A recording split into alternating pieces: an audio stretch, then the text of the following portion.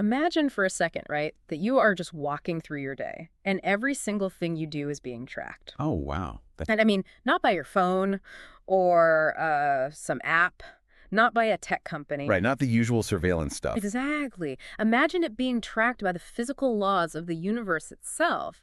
Just this inescapable accounting system, like a cosmic ledger where every action you take, every emotion you harbor, and every tiny interaction is just automatically calculated. It's wild to even picture that. It really is. And the kicker is, this isn't recorded for some distant, post-mortem review.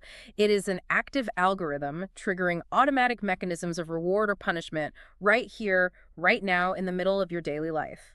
That definitely forces a complete mental pivot from how we typically operate, Right. Oh, 100%. Because most of us navigate a universe we assume is either, well, chaotic or totally indifferent, or just governed by systems of chance. Yeah, just random luck. Right. But to adopt the mindset you are describing means accepting a reality where absolute determinism rules. I mean, nothing is random. Hmm. Every single experience you encounter is a direct, calculated, mathematical response to your own energetic output. And that brings us to the mission for today's deep dive. We are neutrally unpacking a really fascinating framework that operates on exactly this premise. Yeah, it's a deep one today. We're looking at 3 highly interconnected texts written by Schweffing in late January 2022. They detail the standards, the mechanisms, the timing, and the pathways of what is termed heaven's rewards and punishments. And we should probably set some ground rules before we jump in, right? Yes, absolutely. Right. We aren't here to debate theology or endorse the politics of this. We are not taking sides. We are simply treating this as a thought experiment to see how a perfectly balanced automated universe would actually operate according to the source material. Exactly. Just reporting on the framework. Right. And seeing how it connects the absolute macro of the cosmos down to the micro of, like, your morning commute. So to understand how this universe balances its books, we have to first look at the currency it uses. The standards, basically. Right. Okay, let's unpack this. At a baseline, this framework establishes a binary standard. Life that creates and protects other lives is rewarded. Conversely, life that destroys or harms other lives is punished. And what's fascinating here is that the architecture of this system extends far beyond just, keeping someone physically safe versus causing physical harm. It's not just physical. No, not at all. It heavily weighs our social and emotional footprint. If your presence brings joy, freedom, and bliss to others, you accumulate spiritual capital. So you're literally building wealth by making people happy. Yes. But if you bring trouble, pain, sorrow, and fear, you accumulate debt. And on the surface, this mimics a lot of historical moral codes. Sure, it sounds a bit like karma or the golden rule. Right. But Juifeng's framework applies this strict conservation of energy principle to spirituality, especially regarding the ratio of what you contribute versus what you consume. Oh man, that ratio concept completely dissolved the boundary between outward action and internal state for me. Because the text dictates that a life contributing much but enjoying little is rewarded, while a life contributing little but enjoying much is punished. It's like accounting. It is. It treats spiritual energy like a closed thermodynamic system. If you are extracting more from the world than you are putting in, you create a deficit. And the universe abhors a vacuum. Exactly. So it forces a balance. And that forced balance is what manifests as a punishment. This is why the internal state of the individual is under such intense scrutiny in this philosophy. Because it's not just your actions. Right. The ledger isn't just tracking what your hands are doing, it is tracking the fundamental disposition of your consciousness. So a life that is grateful and content operates at a surplus and is rewarded. But a life that is hateful and greedy Operates at a deficit and is punished. Which, okay, that brings up a major friction point I hit while exploring this. Let's hear it. So the framework explicitly states that life living in joy and happiness is rewarded, while life living in trouble, pain, sorrow, and fear is punished. Yes, that is right there in the text. When I first processed that, my immediate thought was about the inherent lack of empathy in that design. I mean, doesn't that create an inescapable doom loop? The doom loop, yeah. I know exactly what you mean. Because if you are born into suffering or you experience a trauma that throws you into a state of fear, your energetic output is naturally going to be pain, which then triggers the universe to punish you with more fear and pain. So isn't that punishing someone who is already down? How does a system like this allow for a way out for someone who is already suffering? That is the core philosophical tension of this entire worldview. To understand it, we really have to separate modern psychological empathy from the cold mechanics of this specific cosmic law. Okay, so empathy is just off the table. Pretty much. Under this framework, living in sorrow or fear isn't viewed as a passive circumstance that happened to you. It is categorized as a symptom of a deeper spiritual misalignment. Wow, okay. The universe isn't evaluating the fairness of your starting line. It is purely reading the frequency you are broadcasting. So it's just raw data to the universe. Exactly. If you broadcast fear, you are essentially requesting experiences that match the frequency of fear. Breaking the loop requires an internal shift in resonance. Like finding gratitude or contentment despite the circumstance. Right. Finding that resonance before the external reality will shift. I mean, the burden of that is immense. And the methods of these rewards and punishments are incredibly tangible, too. We're talking about, like, lifelong peace versus multiple disasters. Yeah, very real-world consequences. Encountering helpful mentors versus constantly running into harmful, destructive influences. It even scales all the way up to ascending to higher realms of existence or descending into lower ones. It covers everything. It does.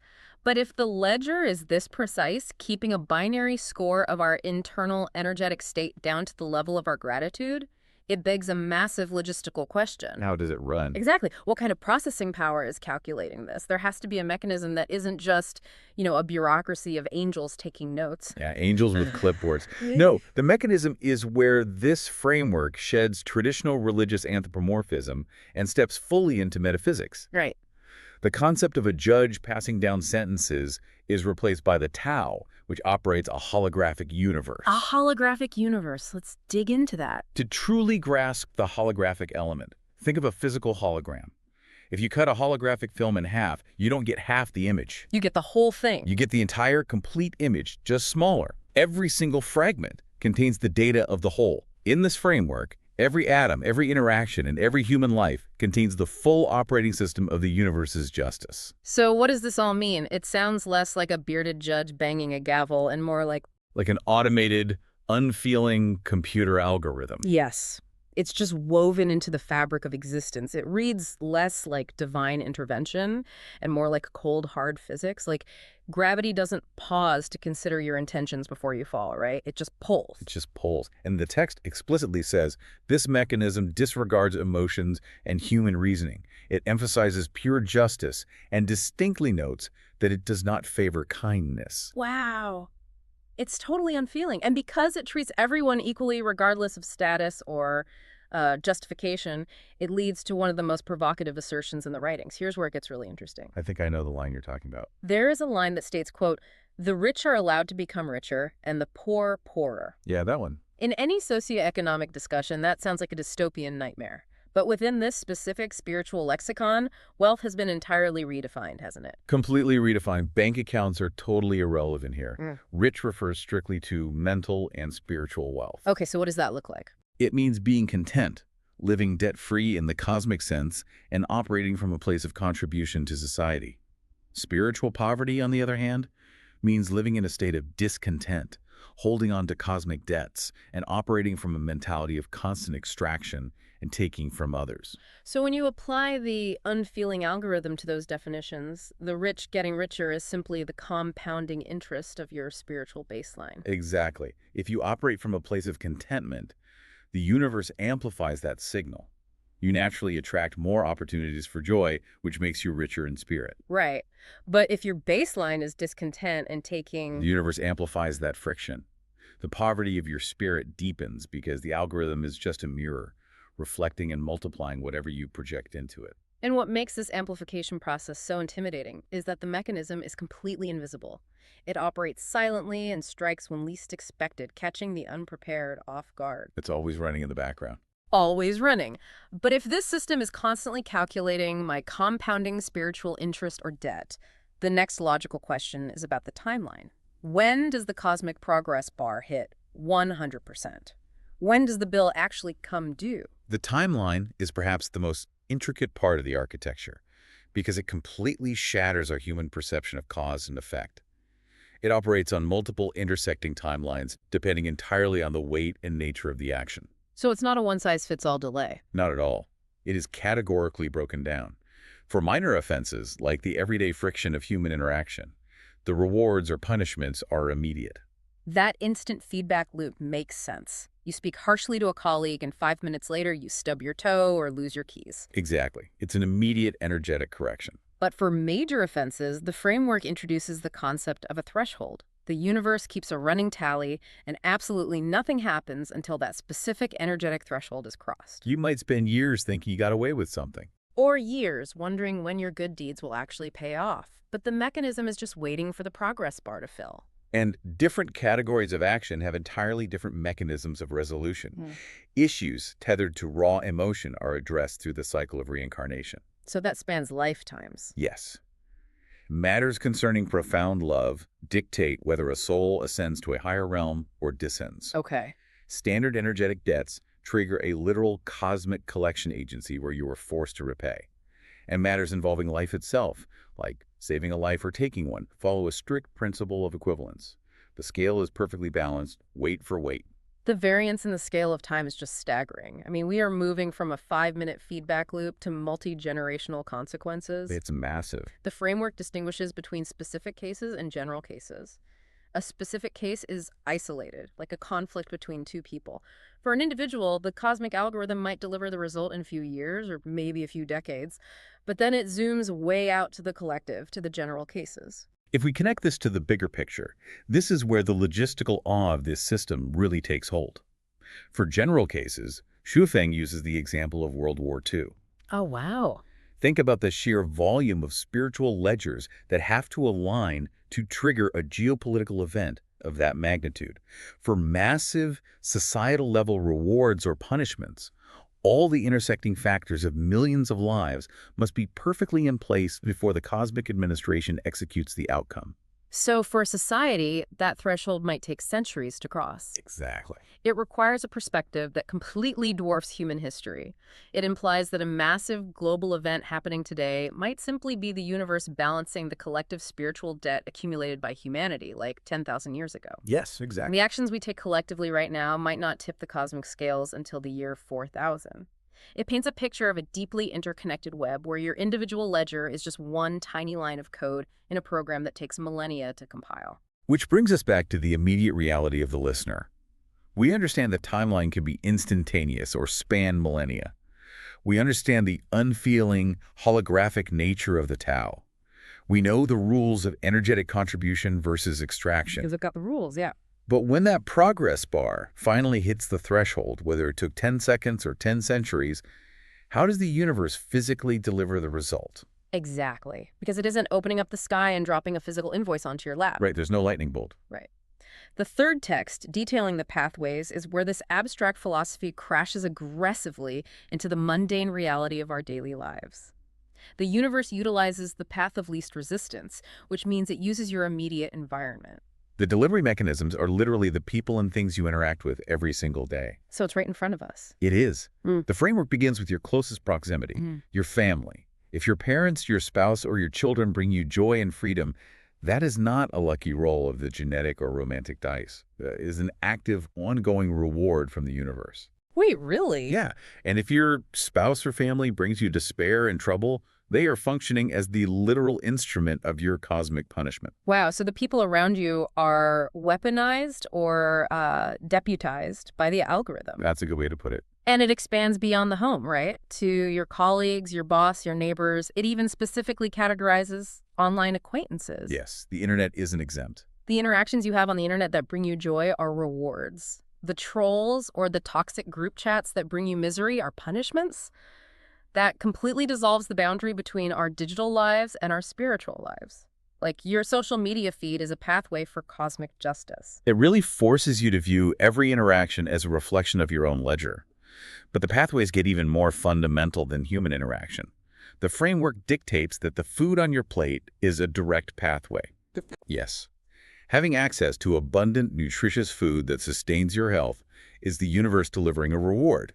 Experiencing scarcity or eating contaminated food that makes you violently ill is the universe delivering a punishment. Oh, I see. Think of it like tuning a radio. If your spiritual frequency is set to discontent or greed, like if you've crossed that threshold of debt, the universe's algorithm naturally synchronizes your reality with physical manifestations of that exact frequency. Right. You tune into the station that plays the toxic boss, the sudden storm, or the contaminated food. That analogy perfectly captures the mechanism. Because it's not that the universe specifically engineered a bad piece of food just for you. It's that your energetic frequency aligns you with the path of that food to balance the equation. It's all about alignment. Yes. And the framework extends the synchronization to the environment itself. Favorable weather and harmonious surroundings are the physical delivery of spiritual wealth. Incessant natural disasters or living in an environment rampant with cheating and stealing are the physical delivery of spiritual debt. Now, we need to apply that exact same logic to the largest pathway the author outlines, social mechanisms. Under this framework, the very structure of the society you live in is a cosmic delivery system. This is a huge point in the text. It is. And remember, we are just imparting the source material neutrally here. Xu posits that living in a democratic, dignified society where human rights are respected and people can work in peace is a macro reward. Conversely, living in an autocratic, deceitful society that actively oppresses and instills fear in its populace is a macro punishment. This is the culmination of the general case timeline we discussed earlier with the World War II example. The author is categorizing large-scale political realities as the physical manifestation of collective spiritual justice. So the government is a pathway. According to this text, yes. Yeah. If a massive group of people is living under an oppressive regime, this philosophy argues that the regime is the pathway the universe is using to balance a massive collective energetic deficit. And again, to maintain our neutrality here, we are not endorsing this as a political reality, but we have to acknowledge the immense philosophical weight of this claim. This framework places an absolute, inescapable burden of personal responsibility on the individual. It systematically eradicates the concept of victimhood. Completely eradicates it. There is no such thing as bad luck. If you are swindled by a malicious person, if your house is hit by a flood, or if you live under an oppressive government, this text argues you are experiencing the mathematical result of your own ledger. Everything is earned. This raises an important question, though, because it is an incredibly heavy lens through which to view human suffering and success. The pathways encompass everything from, a miraculously helpful mentor guiding your career to the ultimate macro pathways of what happens after death. Like ascending to higher dimensions or descending into lower realms. Right. The micro and the macro are seamlessly, flawlessly integrated. We have essentially journeyed from the absolute infinite down to the cellular in this deep dive. We've explored a holographic universe governed by an unfeeling automated algorithm. We've unpacked the strict mathematical standards of creating versus destroying and, contributing versus consuming. We've seen how the spiritual rich compound their wealth while the spiritual poor deepen their debt. We've examined the terrifying patience of a system that can deliver immediate feedback or wait 10,000 years for a collective threshold to be crossed. And we've seen how this grand cosmic computer uses the most mundane things imaginable to balance its books. Yeah, the mood of your spouse, the quality of your lunch, the people you text, and the weather outside your window. It is a vision of reality where justice isn't a moral ideal. It is a rigid, inescapable law of physics. It is a profound departure from how we usually operate. And while we've spent this time breaking down the mechanics of Xu texts, there is immense value in using this simply as a tool for self-reflection. If we view this text as a lens for self-reflection, rather than literal cosmic law, consider the pathways you interacted with today. If the mood of your spouse, the quality of your lunch, and the behavior of your coworkers are actually a mirror reflecting your own hidden energetic debts or wealth. Oh, wow. What is the universe trying to tell you about your own invisible ledger right now?